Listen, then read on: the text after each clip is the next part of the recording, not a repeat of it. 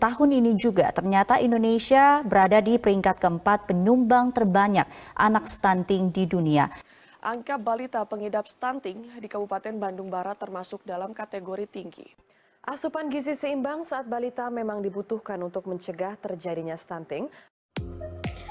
Stunting atau kerdil adalah kondisi di mana balita memiliki panjang atau tinggi badan yang kurang jika dibandingkan dengan umur.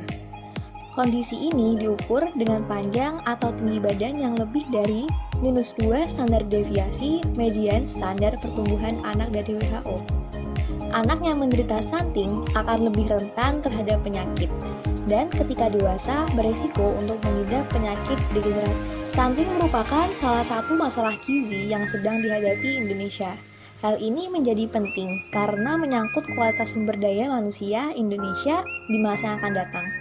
Upaya pencegahan dan penurunan angka stunting tidak dapat dilakukan hanya oleh sektor kesehatan, tetapi dengan melibatkan lintas sektor dan tentunya juga peran penting dari keluarga itu sendiri. UNICEF Indonesia mengingatkan, tanpa tindakan yang memadai dan tepat waktu, jumlah anak yang kekurangan gizi atau wasting diprediksi akan meningkat sebanyak 15% atau 7 juta di seluruh dunia pada tahun pertama pandemi COVID-19. Badan PBB itu mengatakan, setiap 1% penurunan produk domestik bruto atau GDP global meningkatkan jumlah anak stunting sebanyak 0,7 juta di seluruh dunia. Dian Diko, Direktur Gizi Masyarakat Kementerian Kesehatan Republik Indonesia menjelaskan, Indonesia merupakan salah satu negara dengan 3 masalah terkait gizi, yaitu stunting, wasting, dan obesitas. Stunting termasuk masalah gizi kronik yang disebabkan oleh banyak faktor. Nah, yang pertama yaitu kondisi sosial ekonomi keluarga yang rendah. Yang kedua, higien dan sanitasi yang buruk. Yang ketiga, asupan nutrisi yang kurang pada saat kehamilan. Yang keempat, postur tubuh ibu yang pendek. Yang kelima, jarak kehamilan yang terlalu dekat. Yang keenam, ibu yang masih remaja. Yang ketujuh, kesakitan pada bayi terutama riwayat penyakit infeksi. Yang kedelapan, tidak terlaksananya inisiasi menyusui dini.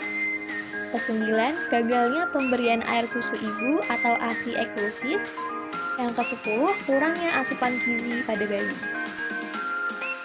Untuk dampak yang ditimbulkan stunting dapat dibagi menjadi 2, yaitu dampak jangka pendek dan dampak jangka panjang menurut WHO.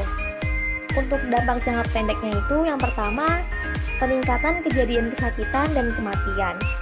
Yang kedua, perkembangan kognitif, motorik, dan verbal pada anak tidak optimal. Yang ketiga, peningkatan biaya kesehatan. Untuk dampak jangka panjangnya, yang pertama yaitu ada postur tubuh yang tidak optimal saat dewasa, yaitu lebih pendek dibandingkan pada umumnya. Yang kedua, peningkatan risiko obesitas dan penyakit lainnya. Yang ketiga, menurunnya kesehatan reproduksi. Yang keempat, kapasitas belajar dan performa yang kurang optimal saat masa sekolah. Dan yang kelima, produk. Untuk mencegah stunting pada anak, yang pertama, memperbaiki pola makan anak. Yang kedua, pada saat kehamilan harus mengonsumsi makan sehat dan seimbang. Yang ketiga, memberi ASI eksklusif sampai bayi berusia 6 bulan. Yang keempat, dampingi ASI eksklusif dengan MPASI sehat. Yang kelima, terus memantau tumbuh kembang anak. Yang keenam, selalu jaga kebersihan lingkungan. Nah, teman-teman, mari kita bersama-sama cegah stunting untuk Indonesia yang lebih sehat.